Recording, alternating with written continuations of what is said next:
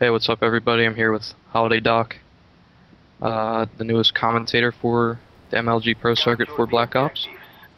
He was just hired after Dallas, and he's been doing commentaries on YouTube for a pretty long time. Is that right?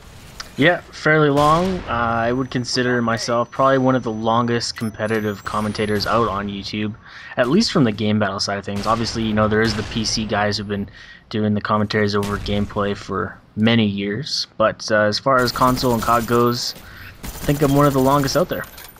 Yeah, and is that how you actually? I know you have a huge following on YouTube. Is that how you actually? Did you start that YouTube channel with commentating? Here's how I got started in commentating. It's kind of funny. It's really different than anybody else's way of getting started. But when I was playing World at War Call of Duty, that was when I really started to get into it. We're talking like 20, 30 matches a week, and I would record gameplay, but the referees on game battles sometimes needed some help discerning and kind of seeing exactly what's going on the screen. So I started my commentaries basically explaining how the other team was cheating or what they did in the match, and I explained it and handed in my GB proof with commentary. So it's kind of different compared to how other people started. Yeah, that's true. Nobody really has started that small and moved up. I really haven't heard of any people starting on game battles like that. I didn't even know they had that kind of ability for you to go in there and commentate for proof. I didn't know Yeah. that existed. So that's pretty cool that they're expanding their proof system. No. Like I would commentate on my own gameplay and then upload that to YouTube Oh, and okay. submit it. Yeah.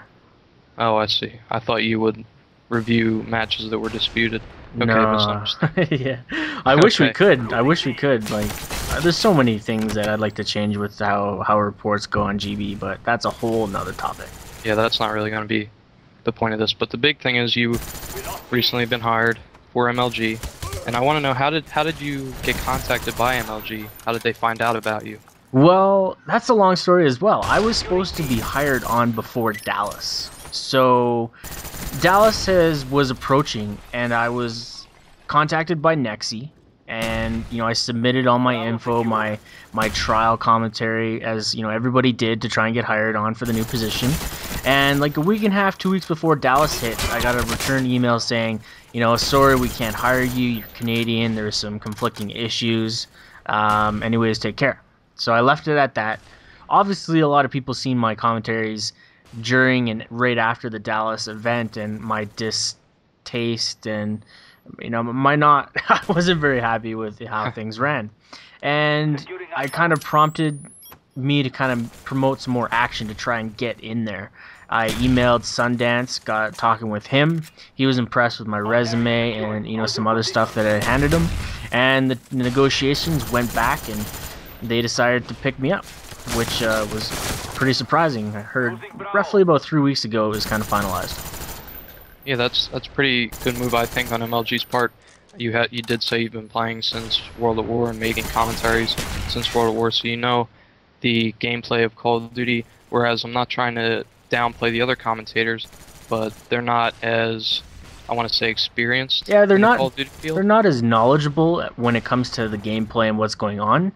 But I think MLG tried to go for a more professional look this time around. They hired guys with education and degrees in the broadcasting field. So they tried to switch their focus a little bit, but that kind of played out not as I guess it didn't play out in their favor as far as the fans went, right? Because everybody seen the stream. The guys didn't really know what was going on. And I think now that I'm on board, not to toot my own horn, I think we're going to have a really good balance of knowledge and experience mixed with a great professional cast. Yeah, hopefully the commentating can encourage other players who are watching the stream maybe to become more involved in the game, because maybe at Dallas they didn't really understand the basics of the game and how it really worked, because like I said, the commentators weren't really experienced and they couldn't really demonstrate how the players were actually playing the game in order to display that to the people viewing the stream. And also the stream did have some problems which will hopefully be resolved Columbus. Yeah, I've read up on a lot of the improvements of what they're planning for the Columbus stream, and it looks just phenomenal. They've got a completely separate broadcasting station set up for themselves. They've hired a third-party company that deals with on-event or on-location broadcasting. So they got 2 satellite trucks that are going to be streaming non-stop. So in the event that one has issues, they still have a backup way of providing that stream to the viewers. Secondarily, they've added a lot of improvements to how the stream is going to be played out throughout Friday and Saturday. We're not going to be watching, I don't want to say, but, unexperienced teams just get completely destroyed by other teams there. We've got a set schedule of, voted on matches that the players want to see, as well as bringing some entertainment value to the pregame show and everything like that. So I think we're going to have a much more balanced stream. The technology's there to finally make it more enjoyable, and I think the HD availability is going to be rocking this time. 720, $10 for the whole weekend. I'm down for it.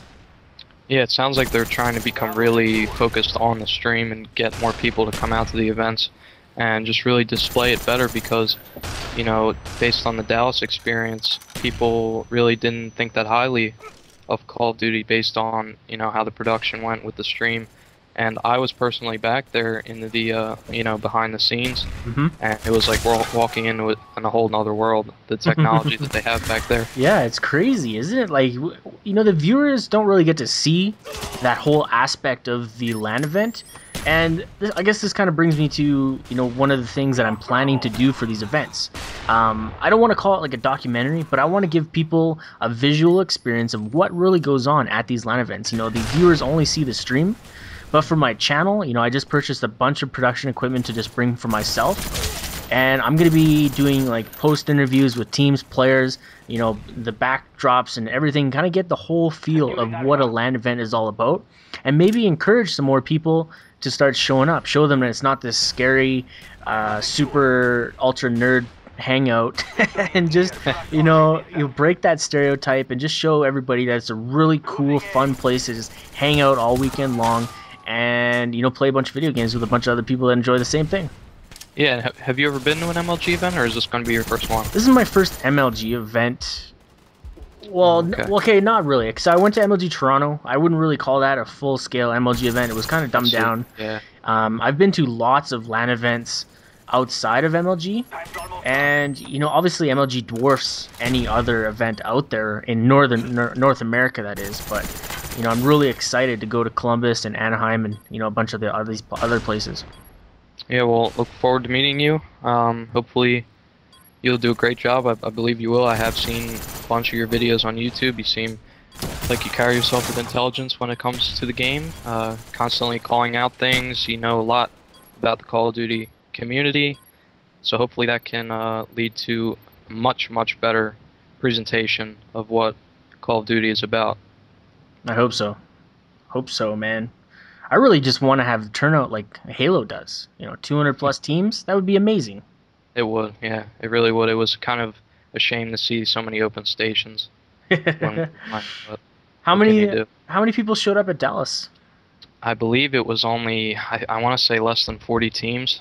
So not even 200 players, and Halo's got 200 teams, let alone players. So plus StarCraft is beginning to just dwarf every other esport community. It's quite amazing.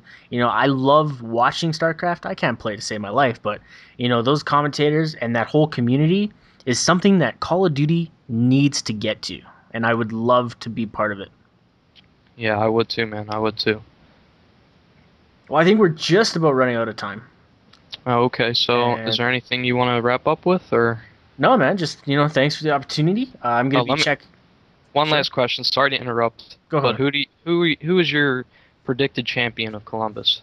You guys came super close. We all know it. You're a top team.